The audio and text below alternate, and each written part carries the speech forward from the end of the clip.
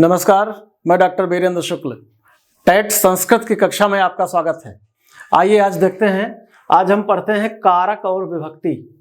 कारक और विभक्ति, कारक और विभक्ति बहुत महत्वपूर्ण टॉपिक है और कम से कम 2 से 3 प्रश्न इस क्षेत्र से पूछे जाते हैं। और अगर आपने इस क्षेत्र को नहीं पढ़ा तो ये सारे प्रश्न छूट जाएंगे। ये बहुत आसान सी चीज है, सूत्रों में विभक्त है। चलिए हम शुरुआत करते हैं। सबसे पहले कारक पे दृष्टि डालते हैं। तो कारक में 3 चीजें हैं, विभक्ति, कारक और चिन्ह। चिन्ह या परसर्ग भी बोलते हैं। चिन्ह को ऐसे लिखते हैं, आम भाषा में लोग चिन्ह ऐसे लिख देते हैं, ये गलत हो जाता है। आप चिन्ह ऐसे लिखोगे, या तो हा में हलंत लगा के चिन्ह लिखोगे, या फिर ची लिखो, हा का पेट बड़ा कर दो, ना बीच में फिट कर दो, चिन्ह। ये दोनों सही हैं और ये वाला गलत है। तो विभक्तियां हो गई, कारक हो गया, चिन्ह हो गया। अब देखें, विभक्तियां हैं प्रथमा, द्वितीया, तृतीया, चतुर्थी, पंचमी, षष्ठी, सप्तमी, संबोधन। 8 विभक्तियां हैं। कारक देखिए, कर्ता, कर्म, करण, संप्रदान, अपादान, संबंध, अधिकरण, संबोधन। मतलब प्रथमा विभक्ति कर्ता कारक, द्वितीय विभक्ति कर्म कारक, तृतीय विभक्ति करण कारक, चतुर्थी विभक्ति संप्रदान कारक, पंचमी विभक्ति अपादान कारक, षष्ठी विभक्ति संबंध कारक, सप्तमी विभक्ति अधिकरण कारक, संबोधन, संबोधन। और इनका चिन्ह देख लीजिए, कर्ता ने, कर्म को, करण से के द्वारा, संप्रदान को के लिए, अपादान से, संबंध का की के, र री रे न नी ने। का की के का मतलब है राम का, राम की, राम के। रा री रे का मतलब है मेरा, मेरी, मेरे। ना नी ने का मतलब है अपना, अपनी, अपने। ये व्याकरण है। अधिकरण का चिन्ह है मैं पर, संबोधन का है हे, अरे, भो। अगर पूछा जाए आपसे कि भो बाल का, तो समझ जाना यह संबोधन है। प्रथमा या संबोधन विभक्ति है। प्रथमा या संबोधन विभक्ति है, इसमें प्रथमा भी होता है।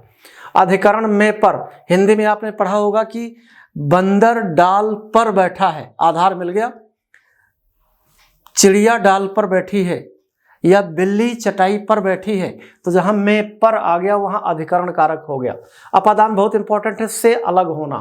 पेड़ से पत्ते गिरे, पेड़ से पत्ता अलग हो गया, ये हो गया अपादान कारक। ऐसे ये सारे कारक हैं, आप इन्हें ऐसे तैयार करो। कर्ता ने कर्म को, करण से के द्वारा, संप्रदान को के लिए, अपादान से, ऐसे एक साथ कर्ता और इसके चिन्ह या परसर्ग एक साथ तैयार कर लो। आगे बढ़ते हैं हम। अब इसके बाद हम आगे बढ़ते हैं जो संस्कृत में आते हैं।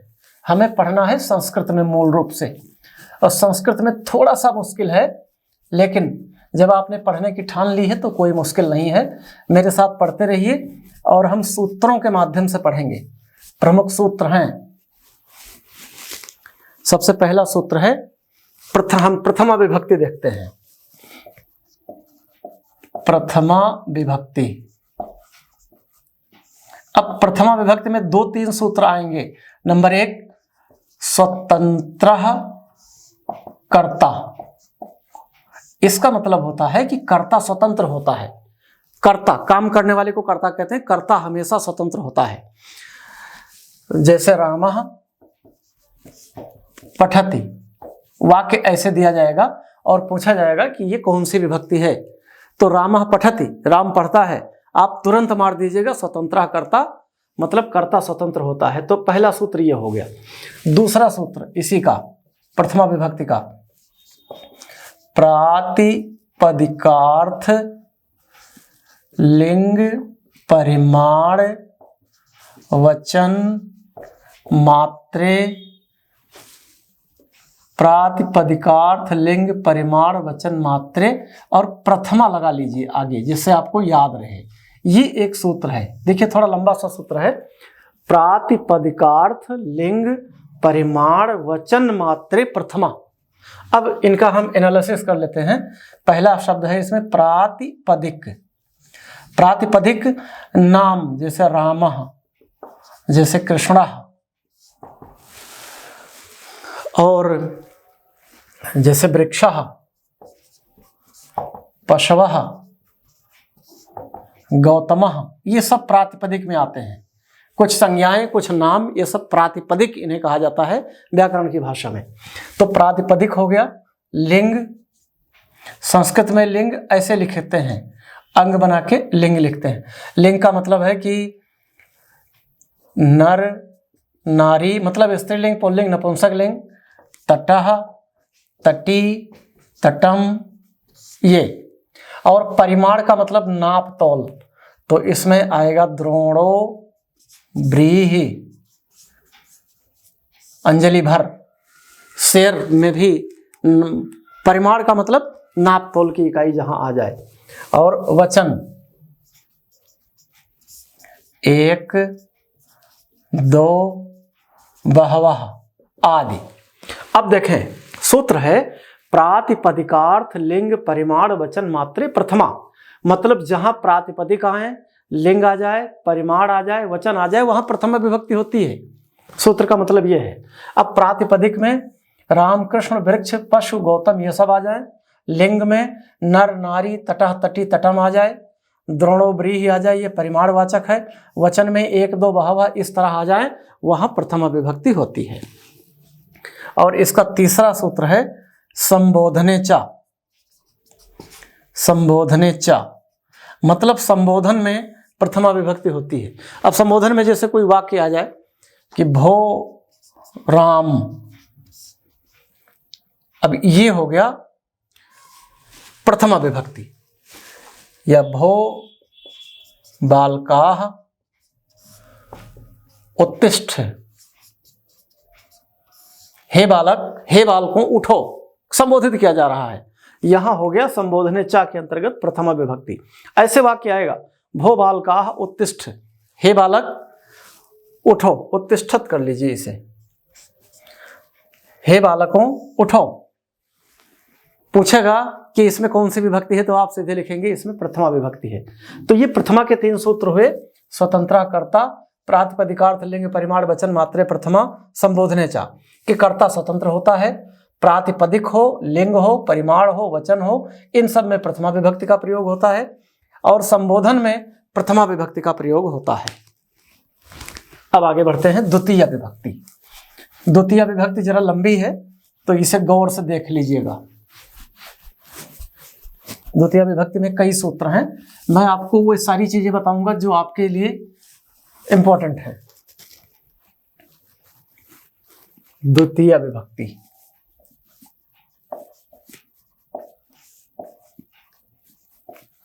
द्वितीय विभक्ति।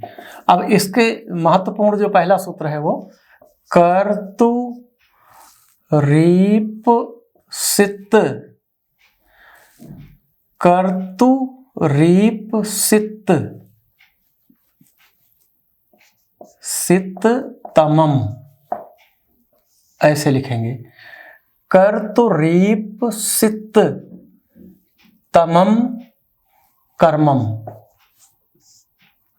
ये हो गया प्रथमा पहला सूत्र। कर्तु रीप सित तमम कर्मम, इसका मतलब है कि कर्ता क्रिया के द्वारा, कर्ता क्रिया के द्वारा जिसे पाना चाहता है, जिसे पाना चाहता है उसमें कर्म संज्ञा होती है। ये कर्तुरीप से तमम कर्म कह रहा है कि कर्ता क्रिया के द्वारा जिसे पाना चाहता है उसमें कर्म संज्ञा होती है। कर्तुरीप से तमम कर्मम, आपको हो सकता है सूत्र कठिन लगे, लेकिन सूत्र को 1 से 2 बार 3 बार 4 बार पढ़िए, सूत्र सरल हो जाएगा। कर्तुरीप से तमम कर्मम, कर्ता क्रिया के द्वारा जिसे पाना चाहता है उसमें कर्म संज्ञा होती, वो कर्म संज्ञक होता है। और दूसरा सूत्र है इसी में कर्मणि द्वितीया, मतलब कर्म में द्वितीय विभक्ति होती है। इसका मतलब ये हुआ, कर्मणि द्वितीया का मतलब हुआ कि कर्म में द्वितीय विभक्ति होती है। जैसे रामः गृहं गच्छति। एक और वाक्य लेते हैं, अहम जलम पिबामि, अहम जलम पिबामि। एक और वाक्य लेते हैं, छात्राः विद्यालयं गच्छति, छात्राः विद्यालयं गच्छति। अब देखिए आपके सामने 3 वाक्य हैं कि रामः गृहम गच्छति, राम घर जाता है। राम हो गया कर्ता, गच्छति हो गई क्रिया, और गृहम हो गया कर्म। तो गृहम की कर्म संज्ञा हुई, इसमें द्वितीय विभक्ति का प्रयोग हो गया। ठीक इसी तरह अहम जलम पिबामि, मैं जल पीता हूं। मैं क्या पीता हूं, पीना क्रिया हो गई, अहम माने मैं कर्ता हो गया, और जल हो गया कर्म, और कर्म में द्वितीय विभक्ति होगी, कर्मण द्वितीय ये बताती है। वाक्य ऐसे पूछा जाएगा कि छात्राः विद्यालयम गच्छति में कौन सा कारक है, तो आपको बताना पड़ेगा इसमें कर्म कारक है। या ये पूछ सकता है कि अहम जलम पिबामि कौन सी विभक्ति है, तो जलम में द्वितीय विभक्ति है, जलम को काला कर देगा, वो हाईलाइट कर देगा। तो मैं जल पीता हूं, छात्रा बच्चे विद्यालय जाते हैं। बच्चे कहाँ जाते हैं, विद्यालय जाते हैं।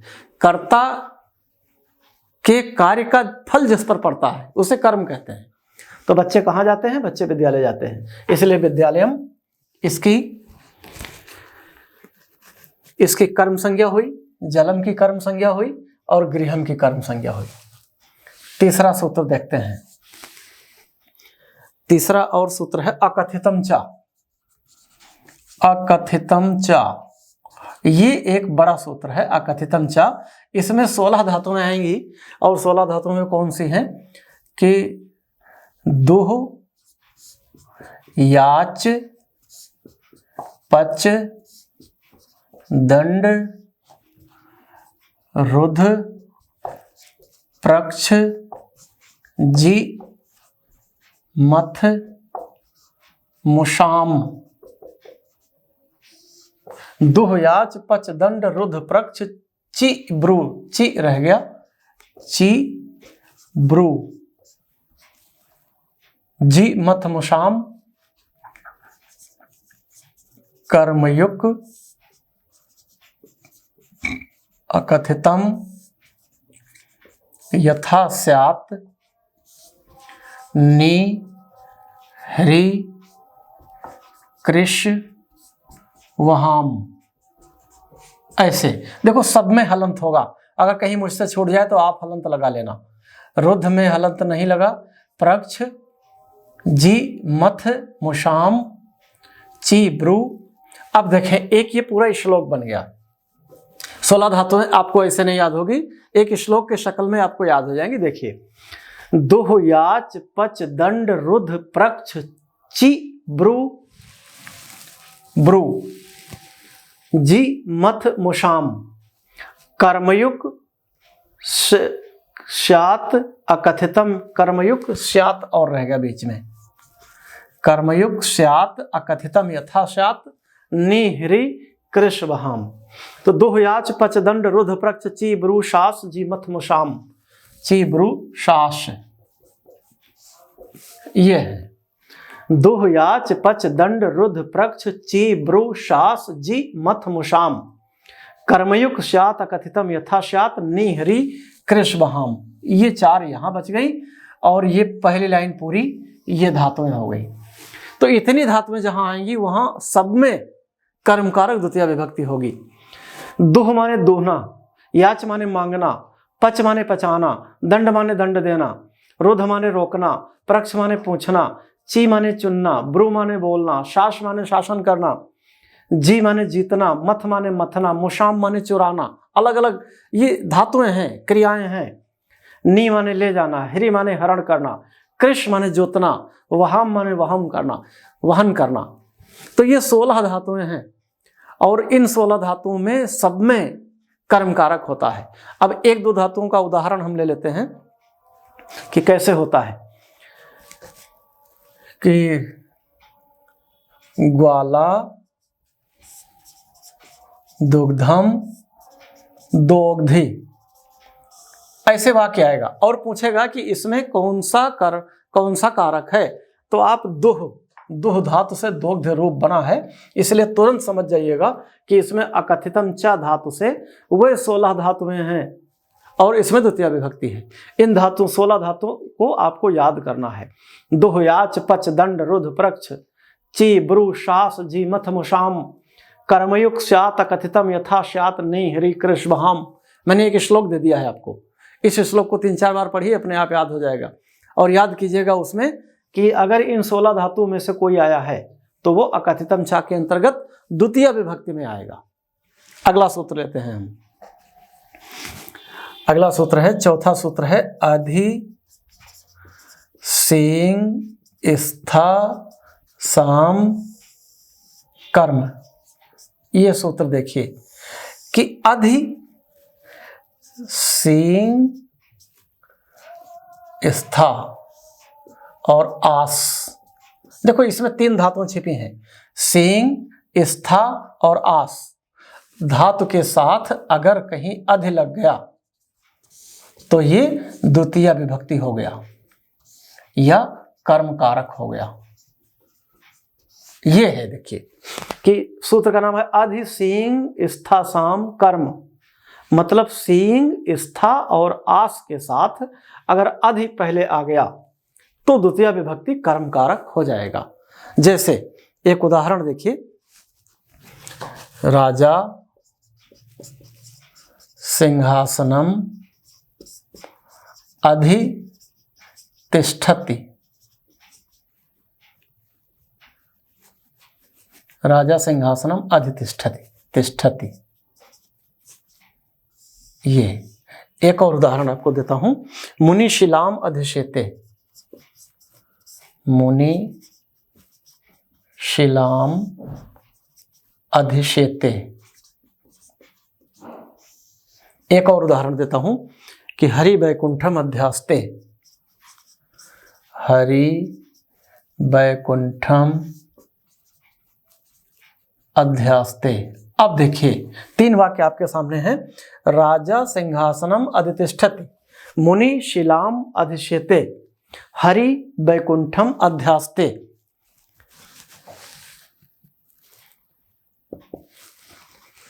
अब देखिए क्या है कि आपने अधि सींग स्थासाम कर्म याद होना चाहिए आपको।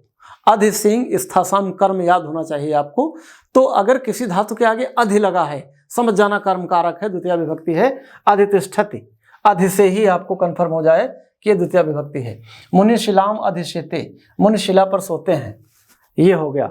हरि वैकुंठम अध्यास्ते, भगवान विष्णु वैकुंठ में विराजमान है। तो आस धातु लगी है, अध्यास्ते उसके आगे अधि लगा है। तो जहां भी अधि लगा हो, मतलब सींग स्था और आस धातुओं से पहले अगर अधि लगा है तो उसमें कर्म कारक द्वितीय विभक्ति होगी। तो आपको याद क्या रखना है, अधि सींग स्था साम कर्म। अगला आगे बढ़ते हैं कि अभिनिवेश्य, 5वां सूत्र है हमारा, अभिनिवेश्य। अभिनिवेश्य का मतलब है कि अगर अभि कहीं भी आ जाए किसी भी सूत्र में तो समझ लेना उसमें द्वितीय विभक्ति है, कर्म कारक है। जैसे संतः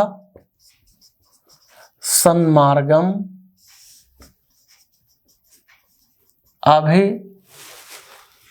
अभिनिवेशते।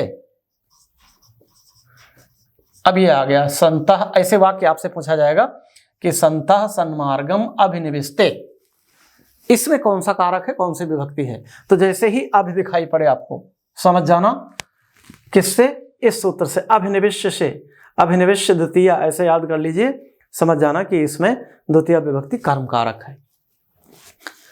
एक और बड़े महत्वपूर्ण है उपान्वाध्यंगवशः। एक ये 6ठा सूत्र है, सूत्र का नाम है उपान्ध्यांगवशः। ध्यांगवशः ये सूत्र है, हमें सूत्र पर ही निर्भर करना है।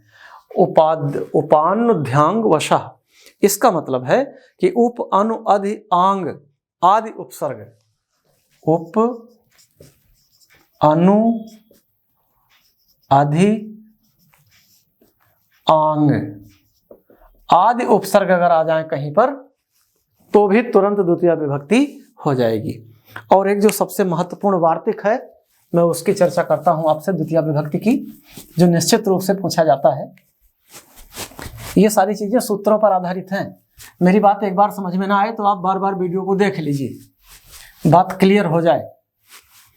क्योंकि अगर बात क्लियर ना हुई तो फिर ये सारे प्रश्न रह जाएंगे और फिर पछताना पड़ता है कि अरे ये तो मैं जानता था, जानबूझ के छोड़ाया। अगला है 8वां सूत्र है इसका, काला धनो रत्यंत संयोगे। ये महत्वपूर्ण है, काला धनो रत्यंत संयोगे एक सूत्र है। अब इसका मतलब यह है कि काल और अध्वन, अध्वन माने मार्ग, इसका मतलब होता है मार्ग, रास्ता के साथ द्वितीया, मैं कम लिखूं आप ज्यादा समझें, काल और अध्वन के साथ द्वितीय विभक्ति होती है। अब काल क्या है, काल काला ध्वनो और अत्यंत संयोगे, आपको सूत्र पूरा याद रखना है। काला ध्वनो, और बेहतर यह हो इसी के साथ द्वितीय लगा लीजिए, ऐसे लगा लीजिए द्वितीय। अब आप पढ़ेंगे काला ध्वनो और अत्यंत संयोगे द्वितीय, ऐसे पढ़िए जैसे द्वितीय के साथ याद रहे कि काल और अध्वन के साथ द्वितीय विभक्ति होती है। काल और अध्वन जहां आ जाए वहां द्वितीय विभक्ति होती है। जैसे एक उदाहरण आपको देता हूं, क्रोशम कुटिला नदी, क्रोशम कुटिला नदी। अब क्रोशम मतलब नदी कोस भर टेढ़ी है, इसका अर्थ हुआ नदी कोस भर टेढ़ी है। अब कोस मार्गवाचक हो गया, इसलिए जहां मार्गवाचक कोई शब्द आ जाए वहां द्वितीय विभक्ति कर्मकारक होता है। तो क्रोशम के साथ ये मार्गवाचक हो गया, इसलिए इसमें द्वितीय विभक्ति हो गई। एक और, छात्राः छात्रः मासम अधीते, ऐसे मतलब छात्र महीने भर पढ़ता है। अब चूंकि काल माने समयवाची कोई आ गया, मासम आ गया समयवाची, इसलिए इसमें द्वितीय विभक्ति हो गई। और अगर पूछा जाएगा तो यही दोनों शब्द पूछे भी जाएंगे, इतना भी ध्यान रखिएगा कि क्रोशम कुटिला नदी छात्रा मासम अधीते। कब तैयार होगा, जब आपको काला ध्वनो और अत्यंत संयोगे तैयार रहेगा तभी आप कर पाओगे, अन्यथा नहीं कर पाओगे। 9वां बहुत इंपॉर्टेंट है, ये जरूर आता है, नोट कर लीजिएगा। अभितः परितः समया निक्षा हा प्रति योगे अपि, और द्वितीय इसमें जोड़ लीजिए अपने आप, द्वितीय ऐसे ही से पढ़िए। अभितः परितः समया निक्षा हा प्रतियोगे अपि द्वितीय, थोड़ा थोड़ा पढ़िए। अभितः परितः समया निक्षा हा प्रतियोगे अपि द्वितीय, कि कहीं अभितः शब्द आ जाए, परितः आ जाए, समया आ जाए, निक्षा आ जाए, हा आ जाए, प्रति आ जाए, तो उसमें द्वितीय विभक्ति होती है। एक दो उदाहरण बताता हूं। विद्यालयम अभितः वृक्षाः सन्ति। देखो, विद्यालयम अभितः वृक्षाः सन्ति, अभितः आ गया, द्वितीय विभक्ति हो गई, ये पक्का है। कब कर पाओगे, जब आपको ये सूत्र याद होगा कि अभितः परितः समया निक्षा हा प्रतियोगे अपि द्वितीय, कि अभितः परितः समया निक्षा हा प्रति, इतने शब्द आ जाएं तो उसमें द्वितीय विभक्ति होती है। आंख बंद करके लगा दीजिए। एक हा से देख लीजिए, हा कृष्णा भक्तम। अब संधि विच्छेद करेंगे तो कृष्ण प्लस अभक्तम, जो कृष्ण का भक्त ना हो, हा माने धिक्कार है, कृष्ण के भक्त को धिक्कार है। ऐसे पूछा जाएगा कि हा कृष्णा भक्तम में कौन सी विभक्ति है या कौन सा कारक है। अगर आपको याद होगा कि अभिता परिता समया निक्षा हा प्रतियोगे द्वितीय, तो हा जैसे देखते आप कहोगे तो द्वितीय है, ये लो, तो ये है द्वितीय विभक्ति। और एक और आता है इत्थम भूत लक्षणे, इत्थम भूत लक्षणे, इसमें भी द्वितीय विभक्ति होती है, द्वितीय विभक्ति। इस तरह द्वितीय विभक्ति बहुत बड़ी है और एक प्रश्न आपका द्वितीय विभक्ति से रखा ही रखा है। अब हम चर्चा करते हैं तृतीया की। तृतीया भी बहुत महत्वपूर्ण विभक्ति है। द्वितीय, तृतीय, चतुर्थी, पंचमी, इन्हीं से सारे प्रश्न बनाए दिए जाते हैं, इतना याद रखिएगा। द्वितीय, तृतीय, चतुर्थी, पंचमी, इन्हीं से सारे प्रश्न बना दिए जाते हैं। चलिए तृतीया की हम जल्दी से चर्चा कर लेते हैं। तृतीया विभक्ति, तृतीय विभक्ति का जो पहला सूत्र है वो है हम इंपॉर्टेंट की चर्चा करते हैं। सह युक्ते अप्रधाने, ये सूत्र है। सहयुक्ते अप्रधाने, ये अवग्रह बोलते हैं संस्कृत में। इसे जो एस जैसा बना है इसे संस्कृत में अवग्रह बोलते हैं। छोटा आ का, ये आ का पूर्व रूप आ बोलते हैं, इसे अवग्रह बोलते हैं। अ जैसा, छोटा आ जैसा उच्चारण होता है। तो सहयुक्ते अप्रधाने, सह समम साकम सार्धम तृतीया, ऐसे पढ़िए इसे। सहयुक्ते अप्रधाने, सह समम साकम सार्धम तृतीया। ऊपर अगर बिंदी हो तो अधन या अधम आप बोलते हैं। जैसे साक के ऊपर बिंदी है तो साकम बोलेंगे हम, साक नहीं बोलेंगे। तो सह समम साकम सार्धम तृतीया। किसी वाक्य में सह आ जाए, समम आ जाए, साकम आ जाए, सार्धम आ जाए तो उसमें तृतीया विभक्ति होती है और करण कारक होता है। अब एक उदाहरण ले लेते हैं। पुत्रेण सह पिता आगता, ये उदाहरण ले लिया हमने। पुत्रेण सह पिता आगता, तो सह आ गया, सह, ये वाला सह। जैसे ही सह आया वाक्य में, आंख बंद करके तृतीया लगा दीजिए, करण कारक लगा दीजिए, आपका काम हो गया। अगला सूत्र लेते हैं। दूसरा सूत्र है एनांग विकारः। एनांग विकारः, एनांग विकारः का मतलब है कि शरीर के किसी अंग में विकार हो तो वहां पे तृतीया विभक्ति होती है। शरीर के किसी भी अंग में विकार हो तो वहां पे तृतीया विभक्ति होती है। अब जैसे जैसे अक्षणा काणः, अक्षणा आधे से भी लिखा जाता है, पूरे से भी लिख दिया जाता है, कोई दिक्कत नहीं, आधे से ही कर लीजिए। अक्षणा काणः। पादेन खंजः, पादेन खंजः। नेत्रेण काणः, नेत्रेण काणः। शीर्षा खलवाटा,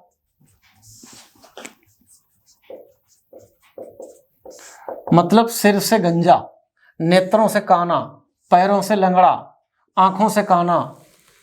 विकलांगता जहां आ जाए वहां तृतीया विभक्ति करण कारक होता है, कंफर्म कर लीजिएगा, चाहे जैसा शब्द आ जाए। अगला पृथक भी नाना भिस तृतीया अंतरस्याम।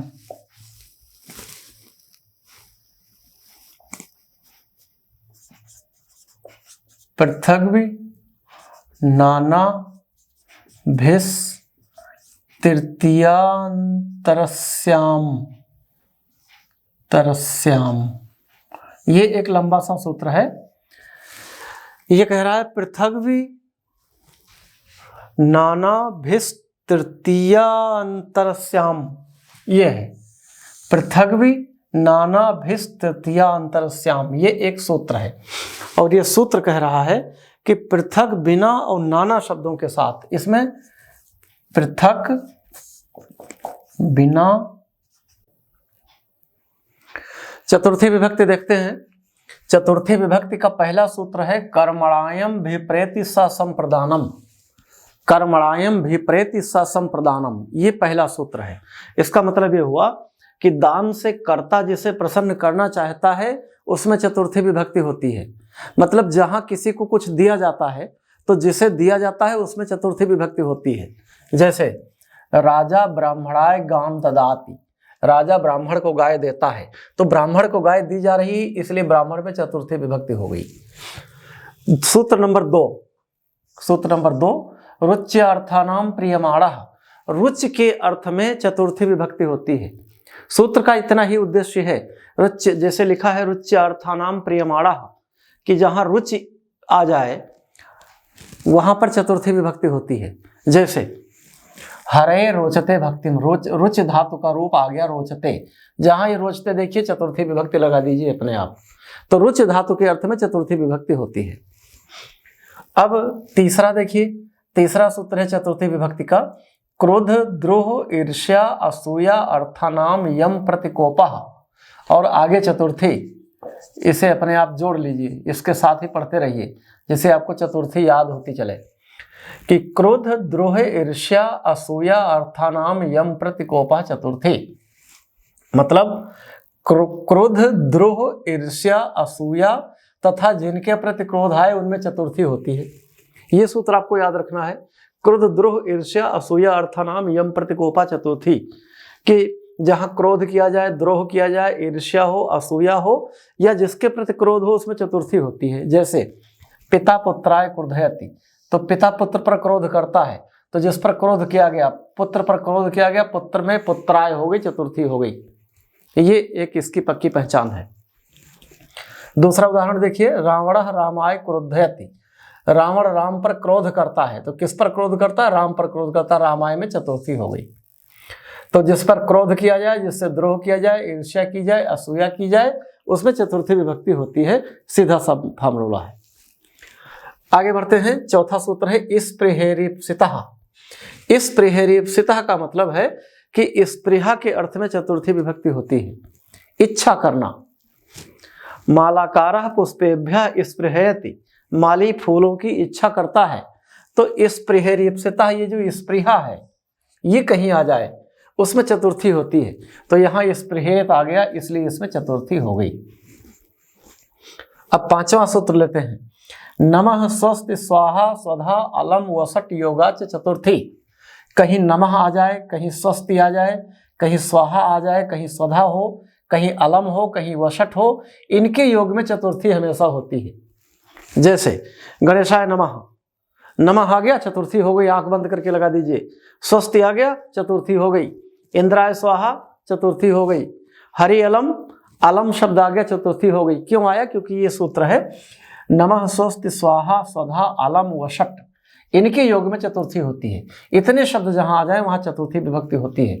तो ये किसी भी वाक्य में आ जाए, जैसे हरि अलम, हरि पर्याप्त हैं, तो अलम आ गया, आपको अर्थ से कोई मतलब नहीं है, अलम आ गया, चतुर्थी हो गई।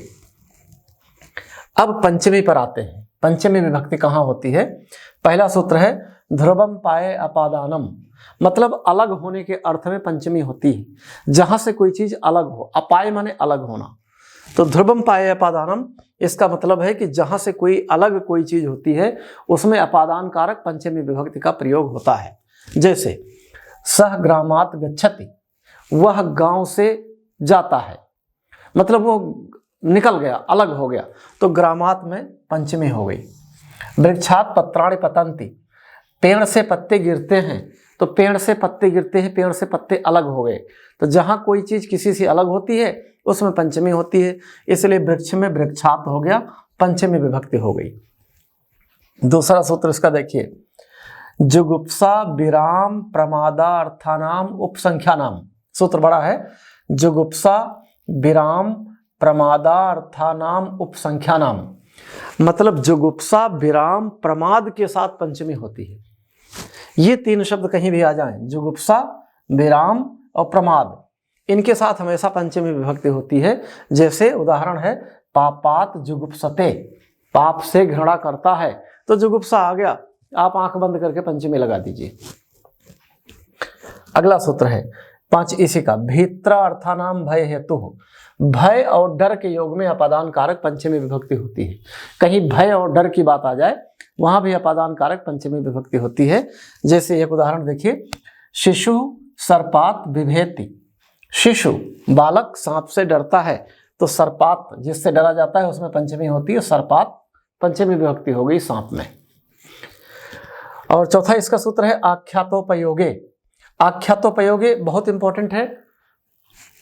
इसका अर्थ हुआ कि जिससे नियम पूर्वक पढ़ा जाए उसमें अपादान होता है, जिससे नियम पूर्वक पढ़ा जाए उसमें अपादान होता है। तो उपाध्यायात अधीते, ये अधीते जहां आ गया वहां पर समझ लीजिए पंचमी विभक्ति हो गई और उपाध्याय में पंचमी विभक्ति हो गई, उपाध्यायात अधीते। तो इस तरह हमने चतुर्थी और पंचमी के बारे में पढ़ लिया है। अब पढ़ते हैं षष्ठी और सप्तमी को।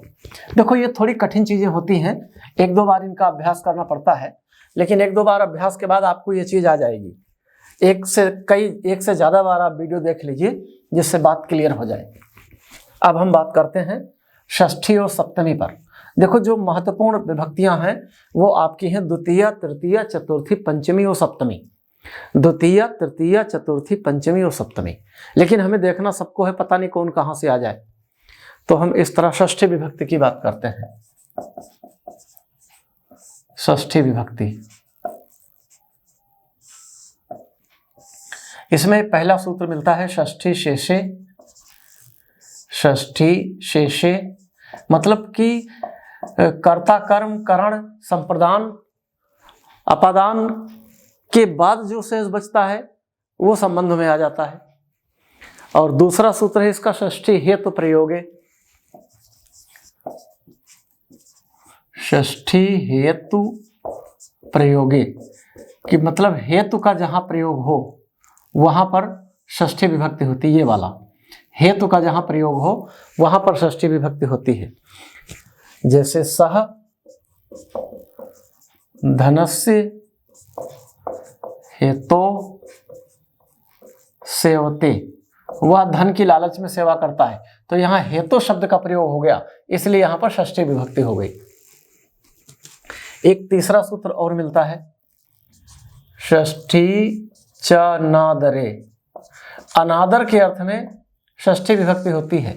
जहां अनादर शब्द का प्रयोग हो मतलब जहां अनादर का भाव हो वहां पर षष्ठी विभक्ति होती है। जैसे बालका नाम मोहनः दुष्टः, बालका नाम मोहनः दुष्टः। अब ये दुष्टः जो शब्द है ये अनादर का अर्थ दे रहा है, ये वाला। तो जहां ऐसे शब्द आ जाए वहां षष्ठी विभक्ति होती है। एक और शब्द लिख दीजिए, खगा नाम काकः धूर्तः। पक्षियों में कौवा धूर्त होता है, तो धूर्त है ये अनादर का अर्थ दे रहा है, इसलिए यहां पर षष्ठी हो गई। और अब सप्तमी में आते हैं। आखिरी विभक्ति है आपकी सप्तमी। सप्तमी का जो पहला सूत्र है वो है आधारो अधिकरणम। आधारोधिकरणम,